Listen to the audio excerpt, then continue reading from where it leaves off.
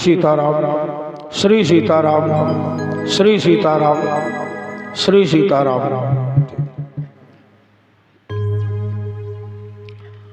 बोलिए सियावर रामचंद्र भगवान की, राधावर कृष्णचंद्र भगवान की, शिवावर शिव शंकर भगवान की, पवन सुत हनुमान जी महाराज की, आनंदी देवी मैया की, पुराण पुरुष भगवान की, व्यास भगवान की, सुखदेव भगवान की, ग्राम समाज की, श्रोता समाज की।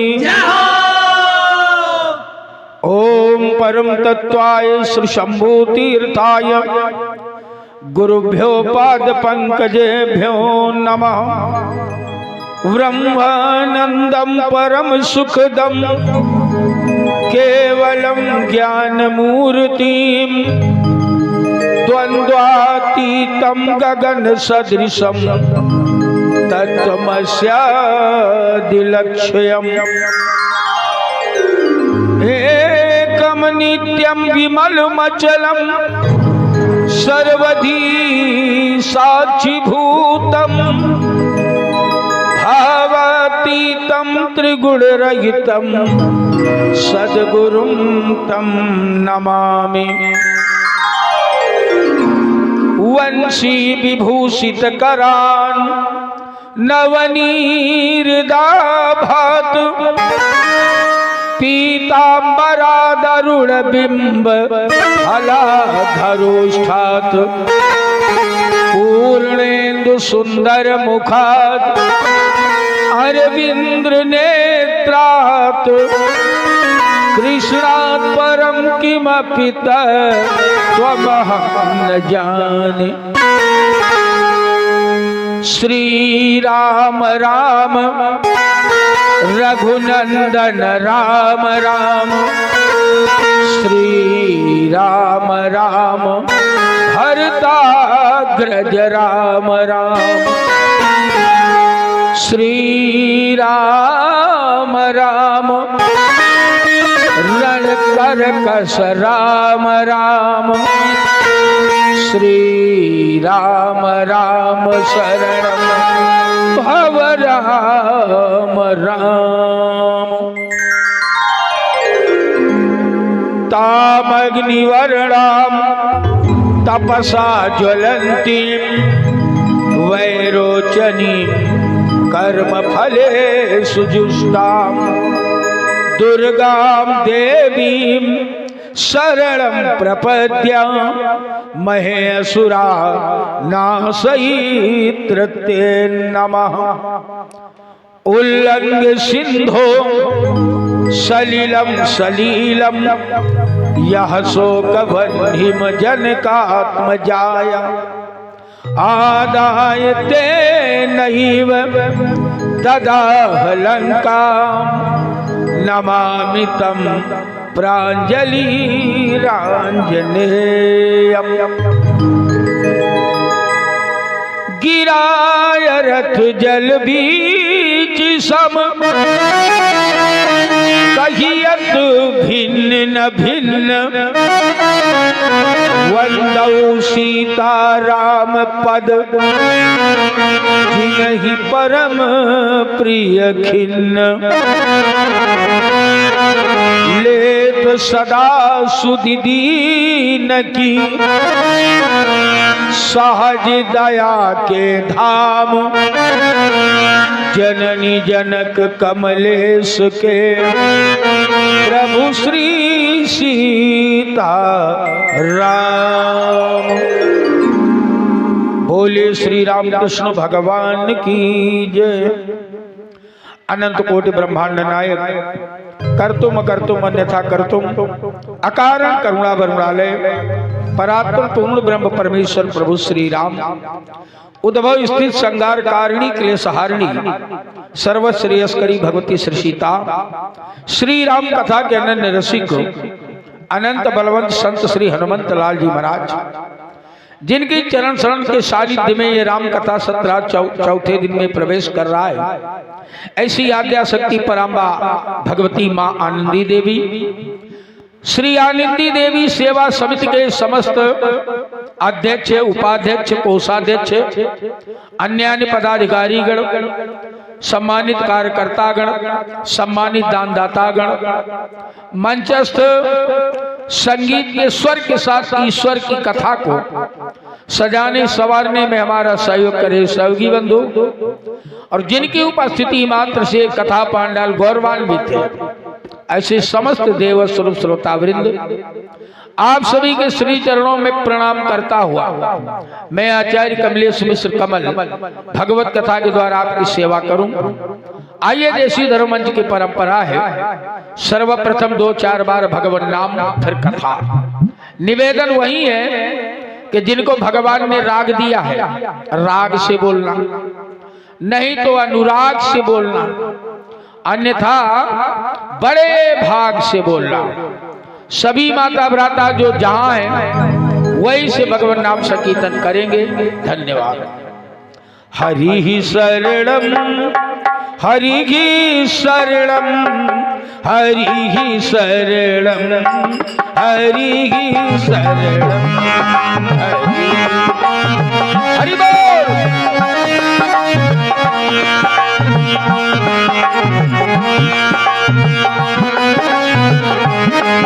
हरि शरणम, हरि शरणम, हरि शरणम, हरि शरणम, हरि।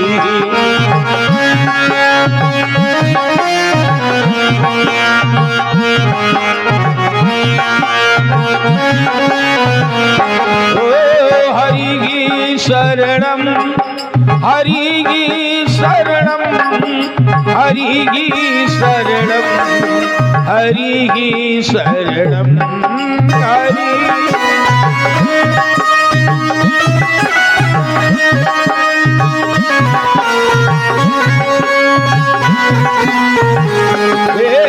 हरि शरणम, हरि शरणम, हरि शरणम, हरि शरणम, हरि। हरि बोल।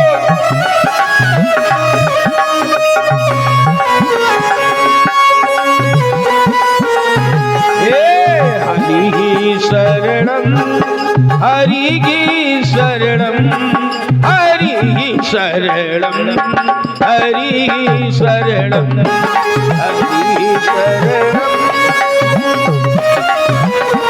हरि बोल।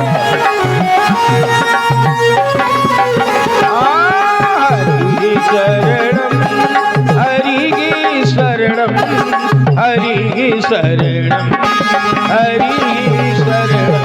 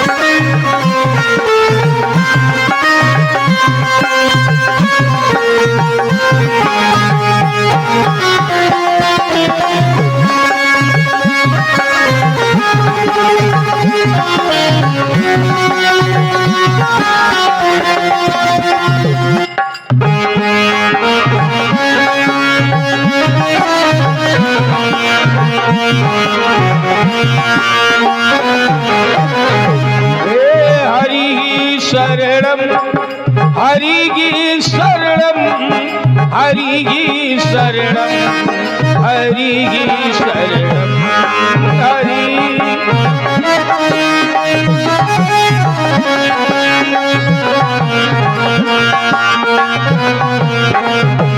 ओ हरि शरणम, हरि शरणम, हरि शरणम, हरि शरणम, हरि।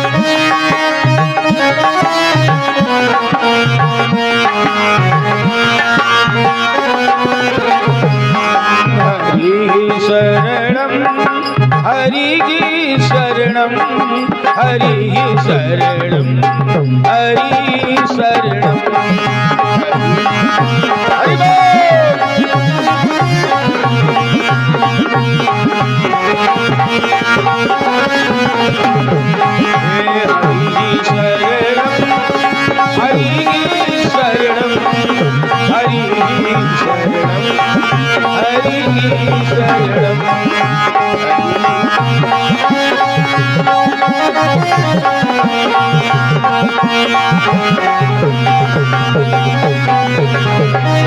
बोले सच्चिदानंद भगवान की जय। सच्चिदानंद रूपाय विश्वोत्पत्त्यादि हेतवे तापत्रय विनाशाय श्री कृष्णाय वयं नुमः। नारायणं नमस्कृत्य नरं चैव नरोत्तमं देवीं सरस्वतीं व्यासं ततो जयमुदीरये। आइए कथा। कल हम सबने सुना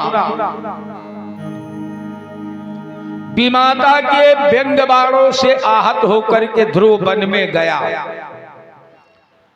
अब वन में जाकर के उसने परमात्मा की उपासना करी और वो परम पद प्राप्त किया जो बड़े बड़े अमलात्मा, विमलात्मा, धर्मात्मा, महात्मा नहीं प्राप्त कर सके।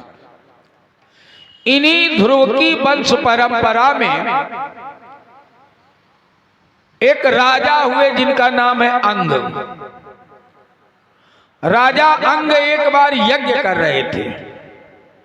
उनके यज्ञ में कोई भी देवता अपना भाग ग्रहण करने नहीं आया। अंग ने ऋषियों से पूछा आखिर कारण क्या है, देवता क्यों नहीं आ रहे? तो ऋषियों ने कहा महाराज कोई कारण नहीं दिख रहा है, एक ही कारण दिख रहा है कि आपको संतान नहीं है, इसलिए कोई देवता नहीं आ रहा। तो पहले संतान प्राप्ति का प्रयास करिए। अंग के लिए संतान प्राप्ति का यज्ञ प्रारंभ हो गया। उससे एक पुत्र पैदा हुआ जिसका नाम है बेन। अब बेन बड़ा ही अधार्मिक राजा। महाराज अंग की मृत्यु के बाद जब बेन राजा बना तो बेन ने घोषणा करवा दिया मेरे राज्य में कोई भी भगवान की पूजा, कथा, भागवत कुछ नहीं होगा। पूजा करनी है मेरी करो, यज्ञ करना है मेरे नाम का करो, कथा करनी है मेरी करो, क्योंकि मैं राजा हूं और राजा सबका भगवान होता है। सारे धार्मिक कर्मकांड बंद करा दिया बेन। अब महर्षि पहुंचे, समझाने लगे भाई ऐसा न करो, ये सनातन संस्कृति को नष्ट करने पर क्यों तुले हो। तो बेन ने ऋषियों को गाली देना शुरू किया। ऋषियों को क्रोध आया, ऋषियों ने बेन को पटक कर मार डाला। अब बेन के कोई संतान नहीं है, राजा किसको बनाया जाए। तो ऋषियों ने बेन की जंघा का मंथन किया। जंघा का मंथन किया तो उससे काला कलूटा पुरुष पैदा हुआ। अब वो पैदा होते ही खड़ा हो गया। ऋषियों ने उससे कहा निशीथ, यानी बैठ जाओ। निशीथ कहा, इसीलिए उससे निषाद जाति पैदा हो। फिर बेन की दाहिनी भुजा का मंथन किया गया। उससे भगवान के अंशावतार महाराज पृथु का जन्म हुआ। पृथु राजा बनाए गए तो देखा धरती में न अन्न है, न औषधियां है, न वनस्पतियां है, प्रजा त्राही त्राही कर रही है। तो राजा पृथु ने पता लगाया आखिर ऐसा क्यों है। सबने बताया महाराज इस धरती ने सब कुछ अपने अंदर उदर में समा लिया है। पृथु ने कहा मैं कल धरती को मार दूंगा, और रथ पर बैठ गए धनुष बाण लेके। धरती गाय का रूप बना करके पृथु के सामने आई और कहा महाराज आपके पिता बेन के अत्याचार के कारण हमने सब अन्न औषधियां वनस्पतियां रत्न सब छिपा लिए, अब आप मेरा दोहन करके सारी वस्तुएं प्राप्त करिए। महाराज पृथु ने महाराज मनु को बछड़ा बनाया और इस धरती का दोहन किया। पृथु ने धरती का दोहन किया, इसीलिए इसका एक नाम पृथ्वी भी पड़ गया। ऋषियों ने भी दोहन किया, देवताओं ने भी दोहन किया, यक्षों ने, गंधर्वों ने, किन्नरों ने, सबने पृथ्वी का दोहन किया और अपने अपने काम की वस्तुएं दुह लिया। इसीलिए पृथ्वी को कामदुहा भी कहा जाता है। कामदुहा गाय के रूप में आई थी। इस तरह राजा पृथु ने 100 अश्वमेध यज्ञ पूरे किए और कालांतर में वैकुंठ को प्राप्त हो गए।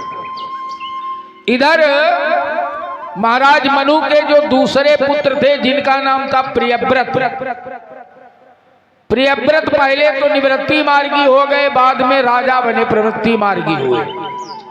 इन्हीं प्रियव्रत के वंश परंपरा में एक राजा हुए जिनका नाम है ऋषभदेव। उन्हीं राजा से, ऋषभदेव से ही जैन धर्म प्रारंभ हुआ।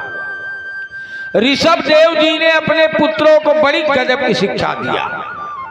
क्षमा करना, आज के माँ बाप बच्चों को शिक्षा देते हैं, लेकिन आज की शिक्षा केवल उदर भरने तक की है। गोस्वामी जी लिख रहे, मातु पिता बालकनी पढ़ा वही उदर भरई सोई धर्म सिखा वही। आज की शिक्षा एन प्रकारेण पेट भरने तक की है। शिक्षा का मतलब ये नहीं कि केवल पेट भर लिया जाए। मैंने कल भी निवेदन किया था, भोजन पशु भी कर रहा है। हमको भोजन के लिए कमाना पड़ता है, पाप करने पड़ते हैं। अब पशु को न कमाना है न पाप करना है, उसको मुफ्त में भोजन मिल रहा है। तो इसके लिए केवल शरीर नहीं है कि खाए कमाए और मर गए। ऋषभदेव जी ने अपने पुत्रों से कहा, बेटे नायम पुत्रो देह भाजा नराणाम। कहा बेटे ये मानव शरीर इसलिए नहीं मिला कि इसको खाओ कमाओ मर जाओ। ये तो पशु पक्षी भी कर रहे हैं, हम भी कर रहे हैं, तो कौन सी नई बात कर रहे हैं। शरीर इसके लिए मिला है तपो दिव्य पुत्र का एक सत्व। कहा बेटा इस मानव शरीर की सार्थकता तब है जब इससे तप किया जाए। तप करोगे तब जीवन ऊंचा उठेगा, नहीं तो जनसंख्या बढ़ रही है संसार की, उसमें कौन सी बड़ी भारी बात। पशुओं जैसा जीवन जी के हम मर के चले गए, पड़ोसी भी नहीं जान पाया कि पड़ोस में कौन रहता था। समझे। मानव शरीर को गोस्वामी जी ने बड़ा गजब का लिखा, ये साधारण शरीर नहीं है। एक तरफ अगर लिख रहे हैं क्षितिजल पावक गगन समीरा पंच रचित या अधम शरीरा, दूसरी तरफ इसी शरीर को लिख रहे हैं बड़े भाग मानुष तन पावा। तो एक तरफ लिखा जा रहा है ये अधम शरीर है, दूसरी तरफ लिखा जा रहा बड़े भाग मानुष तन पावा। आखिर सत्य क्या है? दोनों बातें गोस्वामी जी ने मानस में लिखी। तो एक निवेदन करें, ये मानव शरीर बड़े भाग्य से मिला हुआ तब माना जाएगा। कब? ये तब नहीं माना जाएगा कि हम जाए दोपहर में बढ़िया ठंडी वाली बियर काटें और पड़े रहे किसी नाली में और कहते हैं मानव शरीर बड़े भाग्य से मिला है। समझे? दुर्गा मैया के नाम से बकरा काटे और भरपेट खाएं और बता दें कि ये मानव शरीर बड़े भाग्य से मिला है। तो इसके लिए नहीं मिला ये मानव शरीर। हमारे संतों ने कहा यदि नर्तन हमें निरोग मिला और सत्संगत का योग मिला, मानव जीवन मिल जाए और सत्संग मिल जाए, निवेदन करें मानव जीवन पा करके अगर सत्संग में हम नहीं जा रहे हैं तो फिर हमारा ये जीवन किसी काम का नहीं है। अच्छा, इसी समय जिस समय आप लोग बैठकर कथा सुन रहे हो, कुछ ऐसे जीव होंगे जो शराब पी के नाली में पड़े होंगे, वो भी मानव शरीर में है। उनके पास भी जाके कह सकते हो बड़े भाग मानुष तन पावा, नहीं कह सकते। अच्छा, कुछ ऐसे जीव हैं जिन पर तुम्हारे यहाँ की पुलिस लाठियां बरसा रही होगी, उनका शरीर तोड़ा जा रहा है, उनके पास भी कह सकते हो जाकर कि बड़े भाग मानुष तन पावा। वहां तो मानुष तन पे लाठियां बरस रही। अच्छा, इसी समय कुछ ऐसे जीव होंगे जिनका ऑपरेशन चल रहा होगा, अब उनसे भी कहो भैया बड़े भाग मानुष तन पावा, तो मानुष तन की तो दुर्दशा हो रही है। फिर कैसे माना जाए कि बड़े भाग मानुष तन पावा? देखो, एक निवेदन और करें, इस शरीर में न जाति की प्रधानता है, न आकार प्रकार की प्रधानता है, और न किसी रंग रूप की प्रधानता है। अगर जाति की प्रधानता होती, गोस्वामी जी लिख देते बड़े भाग ब्राह्मण तनु पावा या बड़े भाग क्षत्रिय तनु पावा, नहीं लिखा। अगर रंग रूप की प्रधानता होती तो गोस्वामी जी लिख देते बड़े भाग गोरा तनु पावा या बड़े भाग काला तनु पावा, नहीं लिखा। अगर आकार प्रकार की प्रधानता होती तो गोस्वामी जी लिख देते बड़े भाग दुबला तनु पावा या बड़े भाग मोटा तनु पावा, नहीं लिखा। गोस्वामी जी ने लिखा बड़े भाग मानुष तन पावा। अब वो मानव चाहे किसी भी देश का हो, किसी भी जाति का हो, किसी भी धर्म का हो, किसी भी संप्रदाय का हो, वो मानव शरीर बड़े भाग्य से मिला। कब माना जाएगा?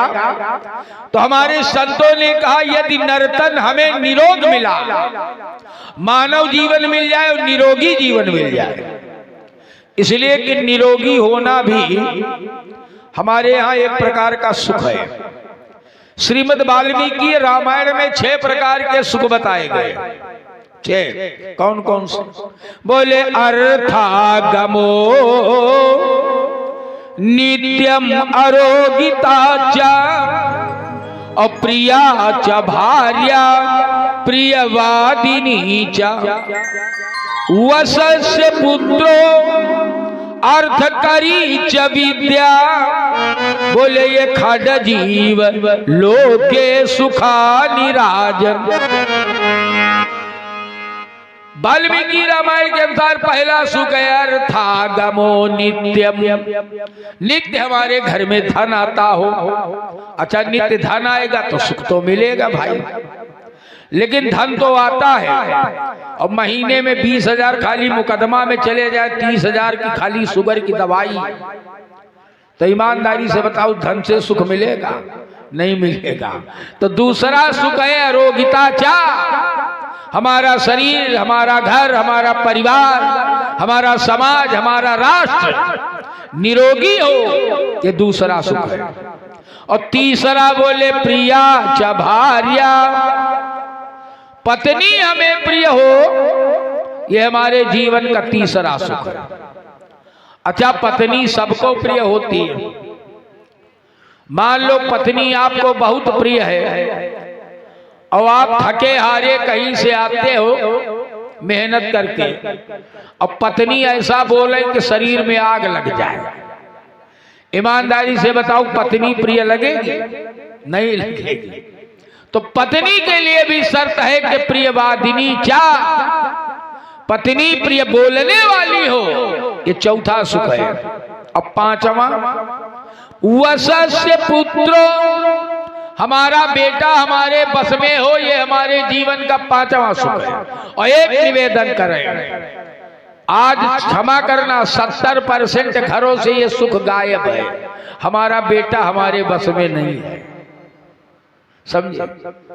रामचरितमानस में कथा आती है, एक त्रेता युग का बाप भगवान शंकर से प्रार्थना कर रहा है कि हे महादेव, मेरा बेटा मेरी बात न माने। अच्छा, कोई बाप कहेगा कि मेरा बेटा मेरी बात न माने? कोई नहीं कहेगा। लेकिन त्रेता युग का बाप कह रहा है कि महादेव, मेरा बेटा मेरी बात न माने। क्यों? क्योंकि बेटा इतना आज्ञाकारी है कि बेटे ने तो कह दिया कि अगर पिताजी आदेश करें तो भक्षेयम विषम तीक्ष्णम पतये मत चाणवे। कहा पिताजी आदेश करें तो मैं तीक्ष्ण विष खा सकता हूं, समुद्र में छलांग लगा सकता हूं। इतना आज्ञाकारी बेटा। ऐसे बेटे के लिए त्रेता युग का बाप दशरथ प्रार्थना कर रहे हैं महाराज भगवान शंकर से कि तुम प्रेरक सबके हृदय और सोमति राम ही देव बचन मोर तजी रही घर परिहरिशील सनेव। ये त्रेता युग का बाप है। आज कलयुग का बाप भी भगवान शंकर के सामने प्रार्थना करता है कि हे महादेव मेरा बेटा जिंदगी में एक ही बार मेरी बात मान ले, हम भी सही अर्थों में बाप बन जाए। वसस्य पुत्रो छठवां सुख है अर्थ करी च विद्या। हमारे पास जो भी विद्या है, जो भी कला हम जानते हो, हम उससे धन कमा सकते हो। ये 6 प्रकार के सुख है। अर्था गमो नित्यम अरोगिता चा प्रिया च भार्या प्रियवादिनी च वसस्य पुत्रो अर्थ करी च विद्या। बोले खड़ जीवलोके सुखानि राजन। ये 6 सुख है। तो हमारे संतों ने कहा यदि नर्तन हमें निरोग मिला, मानव जीवन मिल जाए, निरोगी जीवन मिल जाए, और सत्संगत का योग मिला, मानव जीवन और निरोगी जीवन पाने के बाद जीवन में सत्संग होना चाहिए। सत्संग क्यों जरूरी है? तो भगवान शंकर भी मैया पार्वती से बता रहे हैं, पार्वती बिनु सत्संग विवेक न होई।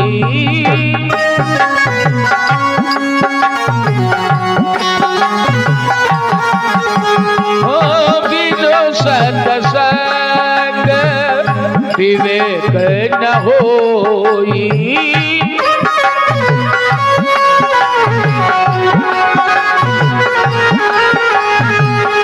बिनु सत्संग विवेक न होई।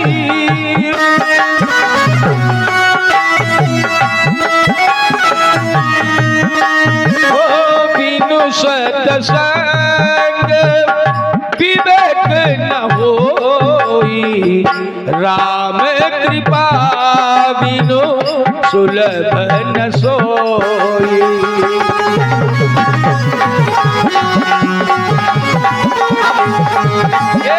राम कृपा बिनु सुलभ न सोई। हरि बोल।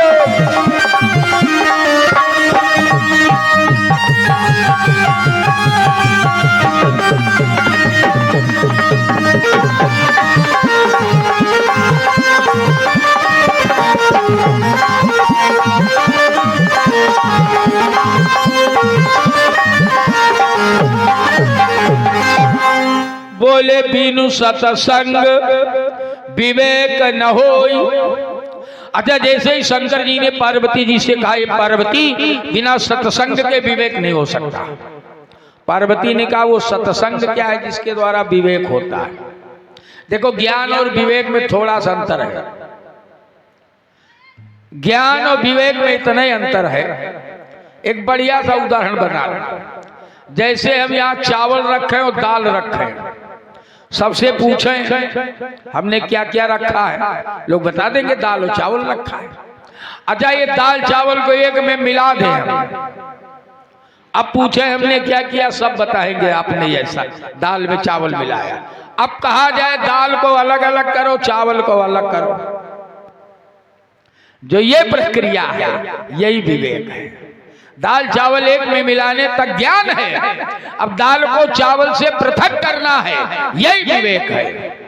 यानी ज्ञान क्या है, अज्ञान क्या है, सत्य क्या है, असत्य क्या है, धर्म क्या है, अधर्म क्या है, विद्या क्या है, अविद्या क्या है। जब ये विश्लेषण करने की क्षमता अंदर आ जाए तब समझो विवेक हो रहा है।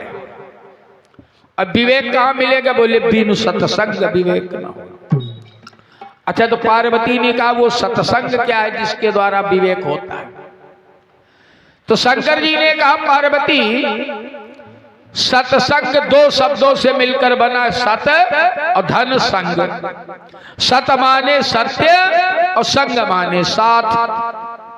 बोले सत्य का साथ करना यही सत्संग है। तो पार्वती ने फिर पूछा वो सत्य क्या है? अब हमसे आपसे कहा जाए भाई अमुक व्यक्ति का साथ करो, तो उस अमुक व्यक्ति को जानेंगे तब ना करेंगे। पार्वती ने कहा वो सत्य क्या है? शंकर जी ने कहा ये पार्वती वो सत्य क्या है, इस विषय में मैं तुम्हें अपना अनुभव बता रहा हूं। एक निवेदन करो। एक बार भगवान शंकर शमशान भूमि के पास टहल रहे थे। कुछ लोग एक मुर्दा लेके शमशान जा रहे थे। और देखो हमारी सनातन संस्कृति में जब हम लोग मुर्दा लेके चलते हैं तो एक नारा लगाते हैं। कौन सा? राम नाम सत्य है। अच्छा, यद्यप सत्य राम नाम ही है, लेकिन ये नारा मुर्दे के साथ अच्छा लगता है, जिंदा के साथ अच्छा नहीं लगता। मुर्दा जा रहा हो, आप बोलिए राम नाम सत्य है, बड़ा अच्छा लगेगा। अच्छा, कोई दुल्हा अगर कार में जा रहा हो और उसकी कार रोक के कहो राम नाम सत्य, तो नहीं कह सकते, हाँ मार पड़ जाए। शंकर जी ने कहा पार्वती, वो शंकर जी ने देखा कि ये लोग मुर्दा लेके जा रहे हैं, राम नाम सत्य बोल रहे हैं। शंकर जी ने सोचा ये तो बढ़िया वैष्णव भक्त है, इनका साथ करना चाहिए। शंकर जी भी पीछे पीछे राम नाम सत्य बोलते हुए मस्ती में शमशान भूमि तक पहुंचे। शमशान भूमि में लोगों ने चिता बनाई, चिता पर मुर्दा रखा गया, चिता में आग लगाई गई। तब तक सब लोग बोल रहे थे राम नाम सत्य है। और जैसे ही चिता जलने लगी, अब लोग दूर दूर बैठ गए। अब कोई नहीं बोल रहा राम नाम सत्य, अब सब अपने घर परिवार की बात है।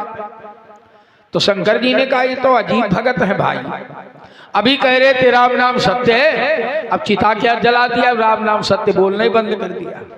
अच्छा, सोचा थक गए होंगे बेचारे, थोड़ी देर में बोले। जब चिता जल गई, सब लोग घर की ओर चल पड़े, कोई नहीं बोल रहा राम नाम सत्य। शंकर जी भी पीछे पीछे, अब बोले, नहीं बोल रहा। तो शंकर जी विचार करने लगे कि आखिर इनका राम नाम सत्य बोलना कब से बंद हुआ।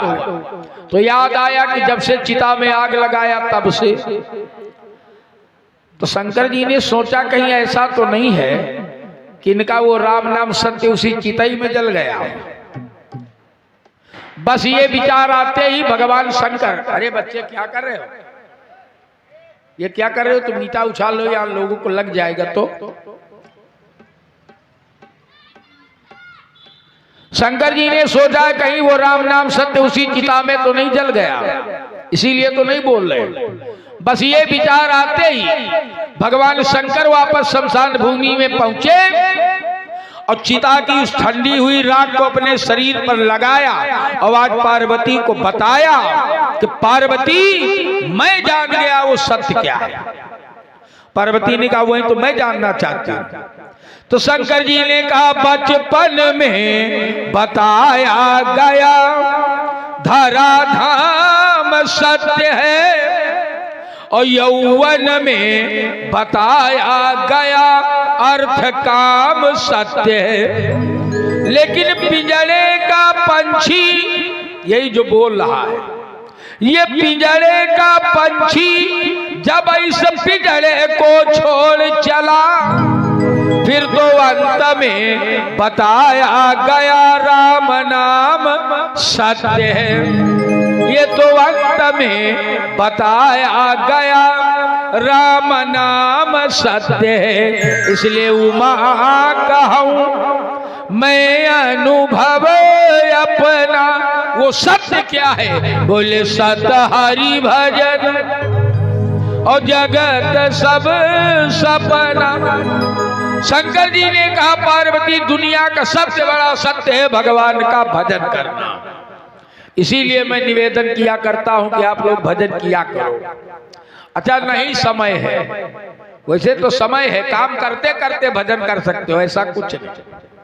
एक निवेदन करें, ब्रजमंडल की गोपियां, अब किसी गोपी की यहाँ 100-200 गाय से तो कम होगी नहीं, वो बेचारी पशुओं का चारा पानी करती हैं, घर का रोटी भोजन सब बनाती हैं, उसके बाद भी भजन करती हैं। संसार के कार्य करते करते भगवान का की याद करो, सबसे बढ़िया तरीका भजन का यही है, समझे। गोपियां कैसे भजन करती हैं? हमारे संत कहते हैं हमारी दिनचर्या सवेरे जगने से प्रारंभ होती है। सवेरे ये माताएं बच्चों को जगाती हैं तो गालियां दे दे के जगाती हैं, उठना सिखाती है। अब ये बताओ, वो उठेगा बच्चा तो उसका मन कैसा होगा? मन तो बिगाड़ दिया आपने, तेज बोल के गालियां दे के व्यंग करके मन बिगाड़ दिया। जगाओ, कैसे जगाना है? बोले मैया यशोदा हरि को जगावे और जागो उठो मोहन नींद त्यागो, द्वारे खड़े गोप बुला रहे हैं, गोविंद दामोदर माधवेति, गोविंद दामोदर माधवेति, हे कृष्ण हे यादव हे सखेति। लल्ला को जगाया भी जा रहा है, भगवान नाम संकीर्तन भी चल रहा है। अलग से माला लेके बैठने की जरूरत नहीं, यही कार्य तुम्हारा पूजा बन जाएगा। पतियों को जगा रही है, बोले कोई नवेली पति को जगावे और जागो उठो प्यारे नींद त्यागो, बेला यही है हरि गीत गालो, गोविंद दामोदर माधवेति, गोविंद दामोदर माधवेति, हे कृष्ण हे यादव हे सखेति। यहां तक कि गोपियां गाय दू रही है, बोले कर में लिए हैं दोहनी नवेली और गोदुग्ध दुहने को जा रही है, गोदुग्ध धारा संग गा रही है, गोविंद दामोदर माधवेति, गोविंद दामोदर माधवेति, हे कृष्ण हे यादव हे सखेति। तो भजन करने के लिए अलग से समय की आवश्यकता नहीं है, संसार के कार्य करते जाओ। मैंने कल निवेदन किया था, बुद्धि संसार में लगाए रखो, इसलिए कि संसार के कार्य करने के लिए बुद्धि की आवश्यकता है। अब मन की आवश्यकता नहीं है, मन तो भगवान में ही लगाए रखो, मन से संकीर्तन करते जाओ और बुद्धि से संसार के कार्य करते जाओ। इससे बढ़िया कोई भजन हो ही नहीं सकता, हो ही नहीं सकता कोई भजन, समझे।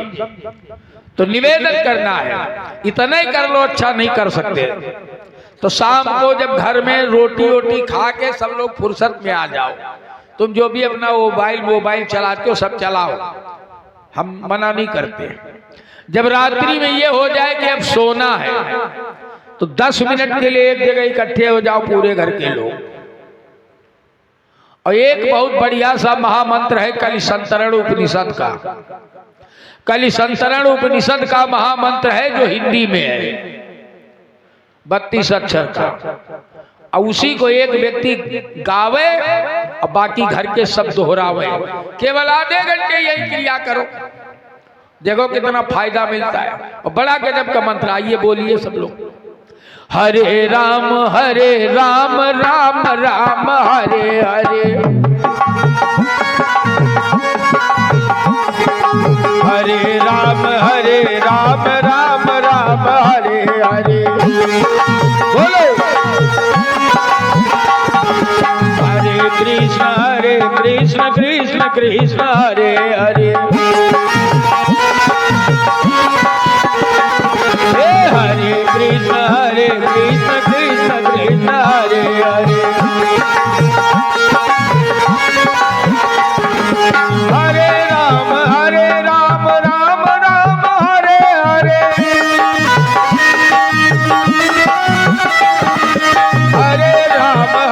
राम राम राम हरे हरे, हरे कृष्ण कृष्ण कृष्ण हरे हरे, हरे कृष्ण कृष्ण कृष्ण हरे हरे,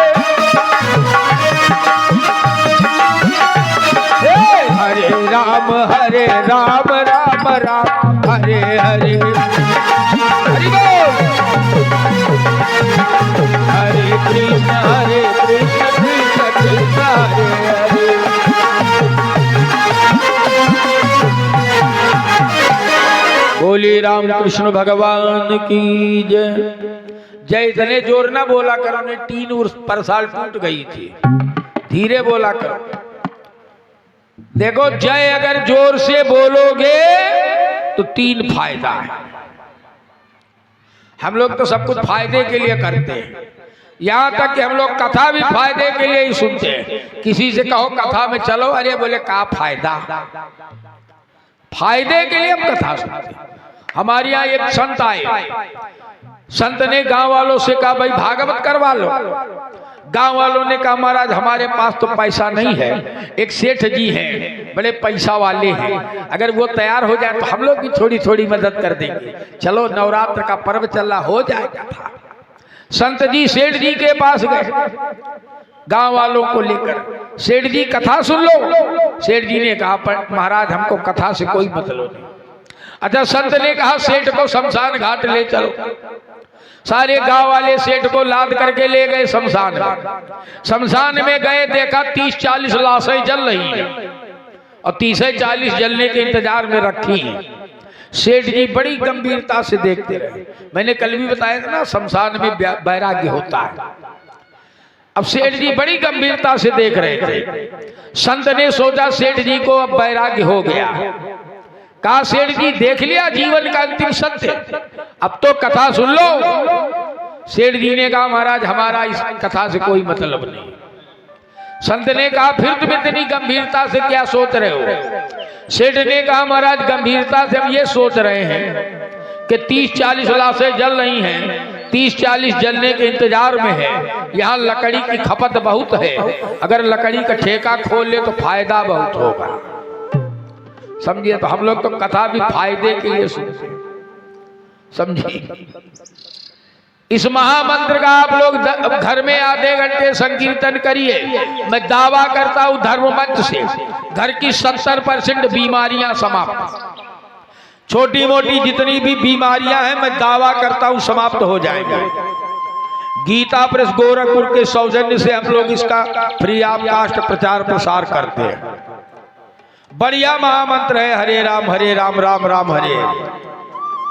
ये जो तुम जहां तहां बच्चों में झाड़ फूंक करवाते हो, गंडा ताबीज के चक्कर में पड़े हो, हम दावा करते हैं सब बंद हो जाएगा। खाली आधे घंटे यही संकीर्तन करो अपने घर में, इतनी बढ़िया पॉजिटिविटी पैदा होगी घर में, सबकी बुद्धियां शुद्ध हो जाएगी। नहीं जरा जरा सी बात में पूरा घर तनाव में जी रहा है। घर में संपत्ति बहुत है, सुख से खा नहीं पा रहे। देवरानी जेठानी को देखकर जल रही है, जेठानी ननद को देखकर जल रही है, ननद भौजाई को देखकर जल रही है, बाप भाई को देख के जल रहा है, बेटा बेटे को देख के जल रहा है। चल रहा है परिवार में, यही तनाव पैदा है। कुछ करो। एक और बताऊं, हम लोग बड़ा पूछा करते पंडित जी घर में कोई वास्तु दोष है क्या? एक निवेदन करें, नोट करके रखो, जिन घरों में 3 काम नहीं होंगे उन घरों के वास्तु दोष को दुनिया का कोई भी विद्वान ठीक नहीं कर सकता। हम चैलेंज करके कह रहे हैं, अगर 3 काम नहीं होंगे घर में तो घर के वास्तु दोष को कोई ठीक नहीं कर सकता, चाहे तुम जितने तंत्र मंत्र कर लो। कौन कौन से काम? बोले ना विप्रपादोदक कर्दमानी और ना वेद शास्त्र ध्वनि गर्जितानी, स्वाहा स्वधा कर्म विवर्जितानी, तो बोले शमशान तुल्यानि गृहानि तानि। पहला काम है ना विप्रपादोदक कर्दमानी, जिनके घरों के आंगन में कभी ब्राह्मणों के पैर धोने के जल से कीचड़ नहीं हुआ। एक प्रैक्टिकल करके चाहे देख लो। आपके घर का जो भी आपके पंडित जी हो, जिनसे भी आप कथा करवाते हो, पूजा पाठ करवाते हो, हवन करवाते हो, बेटा बेटी के विवाह इत्यादि संस्कार कराते हो, केवल एक काम करो, महीने में एक दिन कभी भी पंडित जी को अपने घर में बुलाओ पंडित जी के पैर धो, अब पैर धोने का जल पूरे घर में छिड़क दो, अब भोजन करवा दो, और जो तुम्हारी श्रद्धा हो दक्षिणा दे के विदा कर दो। दावा करता हूं वास्तु दोष ठीक घर का ठीक हो जाएगा। वास्तु दोष ना भी प्रपादो दक्कर दमान और ना वेद शास्त्र ध्वनि गर्जितान। जिन घरों में कभी वेदों की शास्त्रों की वाणी गुंजित नहीं हुई, उन घरों के वास्तु दोष को भी कोई ठीक नहीं कर सकता। और स्वाहा स्वधा कर्म विवर्जितानि, जिन घरों में कभी स्वाहा नहीं हुआ, स्वाहा माने देवताओं के लिए हवन और स्वधा माने पितरों के लिए तर्पण। समझे? मैंने उस दिन भी निवेदन किया था कि गया करने के बाद भी तर्पण करना चाहिए। नहीं नित्य कर सकते तो पितरपक्ष में 15 दिन कर लो। उसमें भी हम दुनिया के तर्क लगाते हैं। पंडित जी अबे तो 5 चल रहे हैं, जल कब से दे? एक ने हमसे पूछा, चाचा जल कब से दे? हम कहे 3 दिन पितरपक्ष बीत गया, अभी तुम जल ही नहीं दिए। बोले नहीं अभी 5 है, सब लोग कह रहे हैं अच्छे दिन से दो। तो हमने कहा अच्छे दिन नवरात्र में आ रहे, नवरात्र से देना बढ़िया देवी पक्ष में। ये हमारी दशा है। समझे? हम लोग दुनिया के तर्क बना के रखे, अपने आप के तर्क। तो जिन घरों में स्वाहा स्वधा नहीं हुआ, देवताओं के लिए कभी हवन नहीं होता, पितरों का तर्पण नहीं होता, हमारे संत कहते हैं शमशान तुल्यानि गृहानि तानि। ऐसे घर फिर शमशान है। तो घर की शुद्धि के लिए भी करा करो। बढ़िया संकीर्तन है, ये कलिसंतरण उपनिषद का महामंत्र में बता चुका। समझिए? जीवन में कुछ ना कुछ तो साधन करने ही पड़ेंगे। अगर जीवन स्तर बढ़िया करना चाहते हो तो जीवन में कुछ ना कुछ करना पड़ेगा। नहीं तनाव भरी जिंदगी में जी के मर जाना है। हार्ट अटैक की बीमारी क्यों हो रही है? अब तो साइलेंट वाला हार्ट अटैक हो रहा है। बोले अभी तो बैठे बात कर रहे थे, खत्म हो गए, मर गए।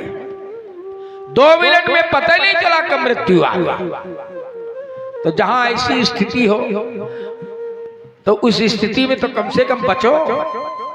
कुछ तो साधन भजन जीवन में हो जिससे तुम्हारा कुछ तो बचाव हो सके। समझिए? आज ऋषभ देव जी ने अपने पुत्रों को यही शिक्षा दिया। बोले तपो दिव्यम पुत्र कायेन सत्वम। कहा बेटा इस शरीर की सार्थकता तब है जब इससे तप किया जाए, क्योंकि ये शरीर साधारण नहीं है। गोस्वामी जी लिख रहे ये शरीर कैसा है? साधन धाम मोक्ष कर द्वारा।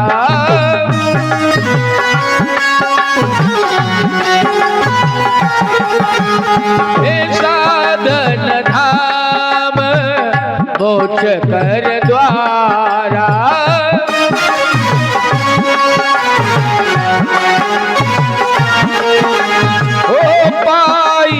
जही पर लोक समारा।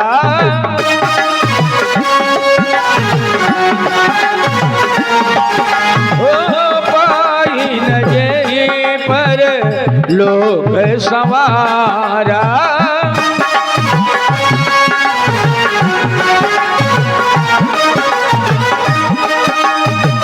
हरि बोल।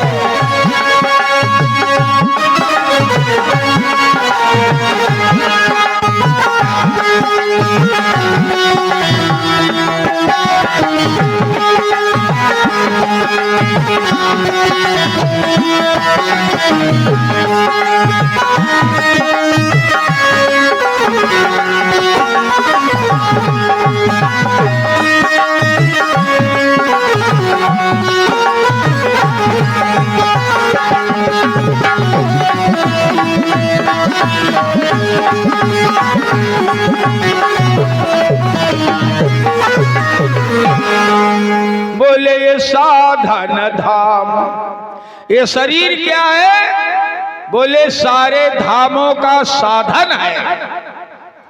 शरीर हमारा साधन है, लेकिन हम लोगों ने शरीर को साध्य बना लिया। हम समझ गए कि बस यही हमारा अंतिम लक्ष्य, मनुष्य बन गए बस। अरे मनुष्य जीवन मात्र लक्ष्य नहीं है, ये तो साधन है। अब मुक्ति का दरवाजा है। 84 लाख योनियों में मानव योनि गेट है। अब हम इस गेट पर खड़े हैं, मुक्ति के दरवाजे पर खड़े हैं। केवल एक कदम बढ़ाना है, हम मुक्त हो गए। मुक्ति के लिए समय नहीं लगता। देखो, मुक्ति की आवश्यकता वहां होती है जहां बंधन होता है, और जब बंधन ही नहीं तो काहे की मुक्ति? हम तो स्वतः मुक्त हैं। लेकिन हम लोगों ने अपने आप में कल्पना कर लिया कि हम बंधन में हैं। हमारे साथ समस्या यही है। हमारे गुरु जी एक कहानी सुनाया करते। एक व्यक्ति था, उसके पास 100-150 गधे थे। अब बांधने के लिए रस्सी नहीं थी, तो एक दिन संत आए हुए थे गांव में, उनके पास गया और कहा, महाराज कोई मंत्र बताओ, हम गधे कैसे बांधें? संत ने कहा, गधों को शाम को अस्तबल में खड़ा करना और उन गधों के सामने ऐसे ऐसे कर देना, सबके अगले पैरों में बंधे रहे। अच्छा, उसने ऐसे ऐसे कर दिया, साहब सारे गधे खड़े रहे।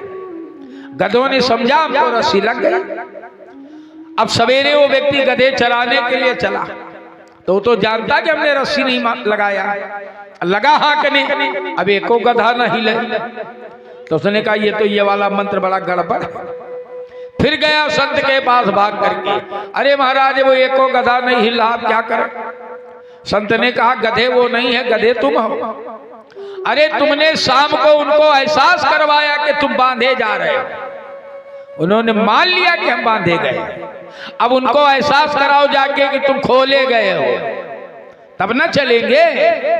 बांधा है तो खोलो। अरे वो व्यक्ति गया, गधों के पैरों के सामने ऐसे ऐसे किया, गधों ने समझा रस्सी खुल गई, अपने आप चल पड़े। यही दशा हमारी है। हमने मान लिया कि हम बंधे हुए हैं, बंधे हैं नहीं, पर हमने मान लिया कि हम बंधे। समझे? गोस्वामी जी लिख रहे, जड़ चेतन नहीं ग्रंथि परी गई। जड़ और चेतन के बीच में ग्रंथि है, गांठ पड़ गई। अब गांठ कैसी है? बोले, यद्यपि मृषा, मृषा माने झूठी, गांठ झूठी है लेकिन छोर तक कठिन नहीं, खुलने में कठिनता है। शरीर हमारा जड़ है और इसके अंदर जो हम बोल रहे, जो ये जीवात्मा बोल रही है, ये चेतन है। लेकिन इस चेतन ने जड़ से ही अपना संबंध बना लिया, इसीलिए अपने आप को जड़ मान बैठी। समझे? इसलिए बंधन है। अगर हम समझ लें कि हम शरीर नहीं है, हम तो शुद्धोष बुद्धोष निरंजनोष, हम शुद्ध हैं, बुद्ध हैं, निरंजन हैं, तो फिर कहाँ बंधन रह गया? फिर तो हम मुक्त हैं। तो बंधन की, मुक्ति की आवश्यकता वहां है जहां बंधन है। समझे? हम मुक्ति के दरवाजे पर खड़े हैं। साधन धाम मोक्ष कर द्वार। अब एक पैर नहीं बढ़ा पाते, क्यों? एक कहानी से समझाओ। एक राजा थे, उनके यहाँ 84 किलोमीटर की गोल गोल एक कोठरी बनी थी। कोठरी में कोई खिड़की नहीं थी, एक गेट लगा था, उसके अंदर अंधेरा था। एक गेट लगा था, गेट में कोई दरवाजा नहीं था। एक बार एक अंधे व्यक्ति को चोरी की सजा मिली। राजा ने उसी काल कोठरी में उसको डाल दिया और कहा, यहां से शुरू करो, और दीवार पकड़े पकड़े पकड़े पकड़े, जिस दिन तुम गेट पर आ जाओगे उस दिन बाहर चले जाओ, तुम्हारी सजा समाप्त। अब वो व्यक्ति उस सीलन भरी कोठरी में घुसा तो उसको सिर में गंजा हो गया, गंजा हो गया। अब घूमते घूमते जब वो दरवाजे पे आवे तो ठंडी ठंडी हवा लगे, और जब हवा लगे तो गंजे में खुजली प्रारंभ हो जाए। अब वो लगे खुजाने दोनों हाथों से, और पैर आगे बढ़ जाए, फिर हाथ रखे तो फिर दीवार। उसी में भटक भटक के मर गया, नहीं निकल पाया बाहर। ये हम आप हैं, वो चोर हम आप हैं। ये 84 किलोमीटर की जो काल कोठरी है, यही 84 लाख योनियां। इन्हीं योनियों में हम भटक भटक के इस दरवाजे तक आते हैं मोक्ष कर द्वारा, लेकिन यहाँ भी हमको खुजली हो जाती है। काहे की खुजली? विषय वासना रूपी खुजली हमको शुरू हो जाती है और हम फिर आगे बढ़ जाते हैं। फिर वही स्थिति, पुनरपि जननम पुनरपि मरणम पुनरपि जननी जठरे शयनम। बार बार जन्म ले रहे हैं, बार बार मर रहे हैं, यही दशा हमारी हो जाती है। पुनरपि जननम पुनरपि मरणम पुनरपि जननी जठरे शयनम। इह संसारे खलु दुस्तारे कृपया पारे पाहि मुरारे। इसीलिए भजु गोविंदम और भजु गोविंदम मूढ़ मते। इसलिए कहा जा रहा है भजन करो। ये मानव जीवन जिसको बड़े भाग्य से मिला हुआ मान रहे हो, ये तभी बड़े भाग्य से मिला माना जाएगा जब ये सत्संग में जुड़ जाए, समझे। अन्यथा इस शरीर का कोई ठिकाना नहीं है। हमारे संत तो एक बहुत बढ़िया बात कहते हैं, अरे पल ही पल में क्या हो जाए, पल ही पल में क्या हो जाए इस मिट्टी भरे शरीर का कुछ पता नहीं, तकदीर का कुछ।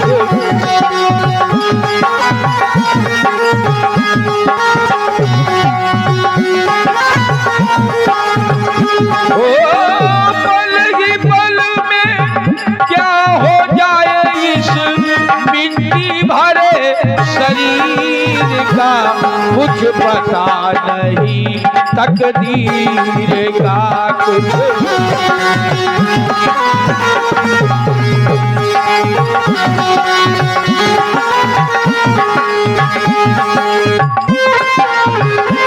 हरि बोल।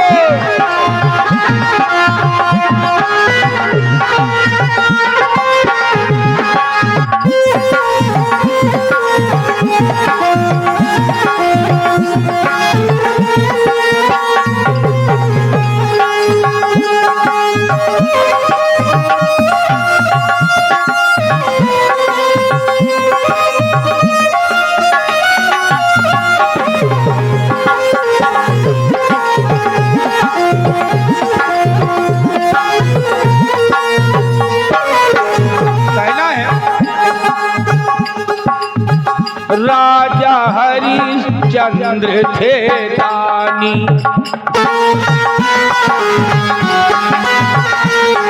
हे राजा हरिश्चंद्र थे दानी। काशी जाए बिके तीनों प्राणी, काशी। और इतना बड़ा हिंदुस्तान का राजा एक दिन मरघट पर देखा,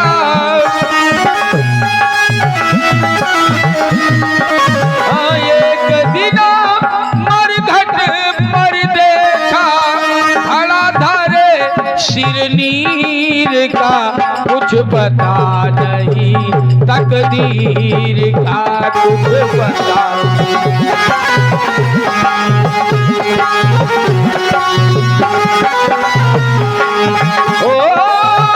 पल ही पल में क्या हो जाए इस मिट्टी भरे शरीर का कुछ पता नहीं, तकदीर का कुछ।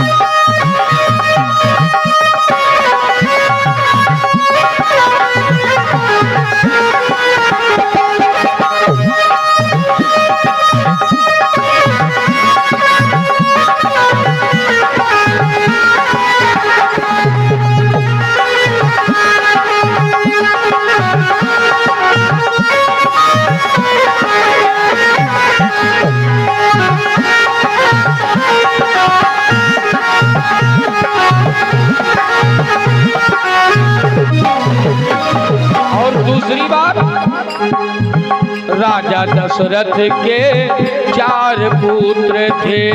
राजा दशरथ, हे राजा दशरथ के 4 पुत्र थे। राम लखन सिया वन को गए थे।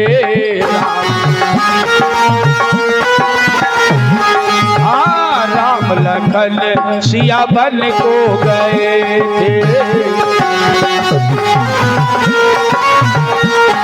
और इतने बड़े सम्राट के बेटे, लेकिन पंचवटी में सबने देखा,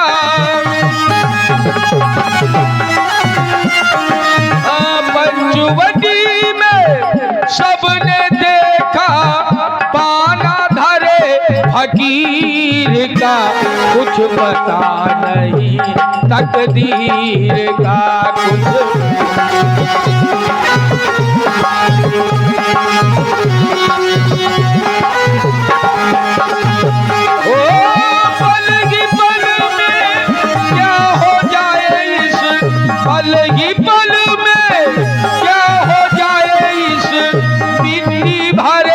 शरीर का, कुछ पता नहीं तकदीर का, कुछ पता।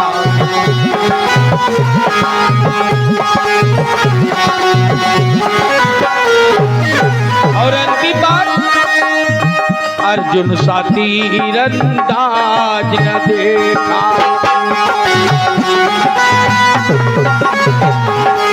अर्जुन सा तीरंदाज न देखा, रण में ताने तीर खड़ा था।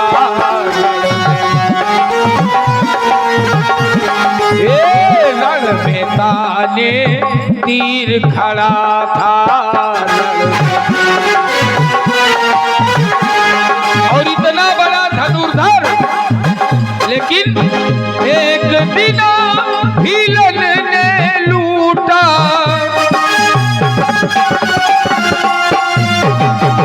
एक दिन हिलन ने लूटा, जबकि वही निशाना वीर का, कुछ पता नहीं तकदीर का, कुछ पता नहीं।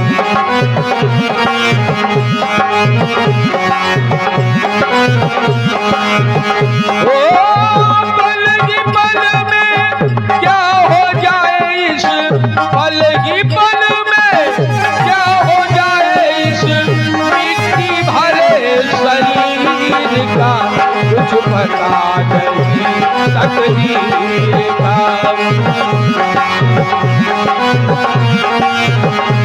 कुछ पता नहीं तकदीर का, कुछ पता नहीं तकदीर। तो निवेदन करना है, ये मानव जीवन थोड़े समय के लिए है, सार्थक कर लो इसको। और एक निवेदन करे, ऋषभ देव जी के सिद्धांत को ऋषभ देव जी के सारे पुत्रों ने अपनाया। कालांतर में ऋषभ देव जी ने अपने शासन के 9 भाग किए, 9 बेटे थे, और एक एक खंड में सबको राजा बनाया। जिस देश में हम बैठे हैं इसका पूर्व नाम है अजनाब खंड। यहाँ के राजा बनाए गए राजर्षि भरत। भरत ने धर्म पूर्वक धरती पर शासन किया। कालांतर में जब भरत जी की मृत्यु का समय आया तो भरत जी ने अपने पुत्रों को शासन सौंप दिया और वन में चले गए साधना करने। गंडकी नदी के किनारे भरत जी कुटिया बना के साधना कर रहे हैं। एक दिन भरत जी गंडकी नदी में सूर्य को अर्घ्य दे रहे थे। उसी समय एक गर्भवती हिरनी पानी पीने आई। हिरनी पानी पी रही थी, तब तक शेर की दहाड़ सुनाई पड़ी। अब हिरनी डर गई, मारे घबराहट के हिरनी ने उसी नदी में छलांग लगाया। हिरनी उस पार गिरी, मर गई और उसका गर्भ जो है उसी पानी में गिर गया। अब गर्भ कभी ऊपर आ रहा, नीचे जा रहा। भरत जी ने देखा तो जल्दी से दौड़े और गर्भ के उस शिशु को लिया, उसका सब मल साफ किया। काले रंग का हिरण था, बड़ा छोटा सा शिशु ले आए भरत जी आश्रम में उसको। एक निवेदन करें, हमारे जीवन में आसक्ति कब कहां जुड़ जाए हम लोग नहीं जान सकते। अभी इसी का 10 लाख रुपया पा जाए तो बड़ी ईमानदारी से उसकी बैग उसके पते तक पहुंचाएंगे और दूसरे दिन सोशल मीडिया में ट्रेंड करेगा, भैया ने मानवता की मिसाइल काम किया, ईमानदारी आज भी जिंदा। ठीक। और रिक्शा वाला अगर खीरों के 15 रुपया मांगे, हम रोज 10 में जाते हैं, 5 रुपया के लिए झूठ बोल जाते हैं हम लोग। 2 लाख पे झूठ नहीं बोले, 5 में झूठ बोले। आसक्ति हमारी कब कहां लग जाए पता नहीं है। राम जी की आसक्ति अयोध्या के इतने बड़े राज्य पर नहीं हुई, और जंगल में गए तो 150 ग्राम सोने में आसक्ति आ गया। सीता ने कह दिया ये हिरण सोने का है, मार करके इसकी खाल लाओ। तो क्या राम जी नहीं जानते सोने का हिरण नहीं होता है? जब हम आप जानते हैं, राम जी भी जानते हैं। हमारे नीतिकारों ने लिख दिया असंभवम हेम मृगस्य जन्म तथापि रामो लुलभे मृगाय। सोने के हिरण का जन्म होना असंभव, अब फिर भी राम जी भाग रहे पीछे 100 ग्राम सोना के। और ये कोई ऐरा गहरा भगवान नहीं है। व्यास जी ने एकादश स्कंद में लिखा भागवत में, ये कौन सा भगवान जा रहा है हिरण के पीछे? कोई नकली भगवान नहीं है। ये कौन सा है? बोले त्यक्त्वा सुदुष्ट यसुरेव सीतराज लक्ष्मी। देवताओं को भी लज्जित कर देने वाली राजलक्ष्मी अयोध्या में छोड़ के गए। दशरथ धन सुनि धनद लजाही, अवध राज सुरराज सिहाई। इतनी संपत्ति वही भगवान है। बोले त्यक्त्वा सुदुष्ट यसुरेव सीतराज लक्ष्मी और धर्मिष्ठ आर्यवत सा यद गादरण्यम। आज वही भगवान माया मृगम, माया मृग के पीछे भाग रहा है। दुनिया को माया से मुक्त करने वाले मायापति आज माया मृग के पीछे भाग रहे। माया मृगम। अच्छा क्यों भागे भगवान? तो व्यास जी ने आगे लिख दिया, दैत्य मनवधावन। दैत्य माने पत्नी के, ईप्सित माने इच्छा को पूरी करने के लिए भागे। माया मृगम दैत्य मनवधावत। बोले वंदे महापुरुष ते चरणारविंद। ये तो वंदे महापुरुष ते चरणारविंद। तो आसक्ति कब जुड़ जाए, कहां जुड़ जाए पता नहीं। भरत जी की आसक्ति इतने बड़े राज्य में नहीं हुई, आज छोटे से मृग शावक में हो गई। अब भरत जी का माला भजन बंद, कोमल कोमल घास के टुकड़े तिनके लाते, उस शिशु को खिलाते। अच्छा वो अब उछलने लगा, चलने लगा, कहीं अगर चला जाए तो भरत जी चिंतित हो जाए, माला रखे ढूंढने निकल जाए। भजन बंद, आसक्ति हिरण में बढ़ गई। देखो आसक्ति हमारे जीवन में ऐसी चीज है जो जीवन में आ तो सकती है लेकिन फिर जा नहीं सकती, इसीलिए इसका नाम है आसक्ति। समझिए, धीरे धीरे करके भरत जी के मृत्यु का समय आया। मरते समय भरत जी सोचने लगे कि मेरे मरने के बाद इस हिरण का क्या होगा। कोई जंगली जानवर मार के खा जाए या कोई शिकारी पकड़ के ले जाए। यही सोचते सोचते भरत की मृत्यु हो गई। परिणाम ये हुआ इतने बड़े राजर्षि को अगले जन्म में हिरण बनना पड़ा। देखो हमारे यहाँ संत कहते हैं जैसी मति वैसी गति। मरने के समय हमारी जैसी मति होगी हमारी वैसी ही गति होगी। इसीलिए हमने कहा कि रात में जब सोने जाओ तो 10 मिनट भगवान का नाम ले लो। इसलिए कि जब रात में हम सोते हैं तो ये प्रतिदिन हमारी मृत्यु है। अब कब मृत्यु आ जाए पता नहीं, चलते चलते आ जाए, कथा करते करते आ जाए। मृत्यु तो आ सकती है, उसमें कोई दो राय थोड़ा है। क्या भागवत सुना रहे हमारी मृत्यु नहीं होगी, हमारी भी हो सकती है, कहीं भी हो सकती है। और हम अपनी निवेदन करें तो हम तो मृत्यु की तैयारी करके घूमते हैं, अपने कागज पत्र सब डाल के जेब में घूमते, कहाँ मर जाए पता नहीं, तो कम से कम डेड बॉडी तो घर तक पहुंच जाएगा। साफ सच्ची बात है, हमने तो बच्चों को भी बता रखा आपने। अच्छा मृत्यु, इसमें डरने की बात कहीं भी हो सकती है, इसमें हंसने कोई बात नहीं, समझे। इसलिए रात्रि में जब सो तो 10 मिनट कम से कम भगवान का नाम ले लो, सवेरे जब नींद खुले तो कम से कम 10 मिनट भगवान का नाम ले लो। इससे जो तुम्हारे रात्रि में सोने का समय है वो भजन में गिना जाएगा, सोना भी भजन बन जाएगा। लेकिन हम तो शाम को जब सोते हैं रात में तो भैंसी का हौदा देखते हैं कि भाई चारा दे दो, नहीं सवेरे दूध नहीं देगी। और सवेरे जब जगते हैं तो सबसे पहले भैंसी का हौदा देखते हैं। अब बताओ भैंसी का चिंतन करते करते हमारी मृत्यु हो तो हम क्या बनेंगे? भरत जी हिरण का चिंतन करते रहे तो हिरण बने, जैसी मति वैसी गति। इसलिए शाम को थोड़ी देर भजन किया करो। अच्छा मृग योनि में भी भरत जी का ज्ञान नष्ट नहीं हुआ, मृग योनि में भी वो अलग थलग रहते थे हिरण से। कालांतर में मृग योनि त्यागने का भी समय आ गया। तीसरा जन्म भरत जी का एक ब्राह्मण कुल में हुआ।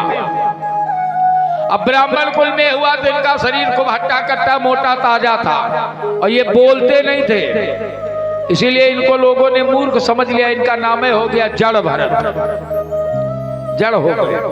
अरे 3 जन्म की साधनाएं है महाराज, जिसको आत्मज्ञान हो गया, आत्म साक्षात्कार हो गया, वो दुनिया के किसी काम का नहीं रहता है। दुनिया की दृष्टि में वो पागल जैसा हो जाता है, समझे।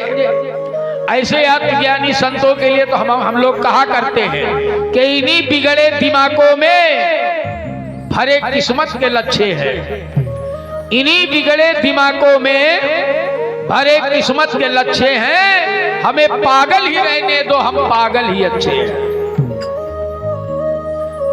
पिताजी ने भरत जी का यज्ञोपवीत संस्कार करवाया, हो गया। भरत जी नहाते वहाते नहीं थे, पड़े हैं, मलमूत्र त्याग कर दिया, उसी में पड़े हैं। पर याद रखना उनके मलमूत्र से दुर्गंध नहीं आती थी, सुगंध आता था। आज भी ऐसे संत हैं आत्मज्ञानी, आज भी हैं, जिनके पास बैठिए तो शरीर से सुगंध निकलती है, पसीने से। हमारे यहाँ एक गोवा के आते हैं ब्रह्मचारी जी, अशोक स्वरूप जी, 22 घंटे साधना करते हैं श्रीमान जी, 22 घंटे केवल बैठे रहते। दोपहर में बिना नमक का भोजन एक समय लेते हैं और उसी समय जितना पानी पीना पी लेंगे, फिर अगले दिन दोपहर में जब भोजन लेंगे तब पानी पिएंगे। बृहस्पतिवार का व्रत करते हैं, एकादशी करते हैं। अच्छा मान लो शुक्रवार को एकादशी हो तो बुधवार को भोजन और पानी लेंगे दोपहर में, फिर बृहस्पति को व्रत है, शुक्रवार को एकादशी का व्रत है, फिर शनिवार की दोपहर में भोजन और पानी लेंगे। गजब के समझिए।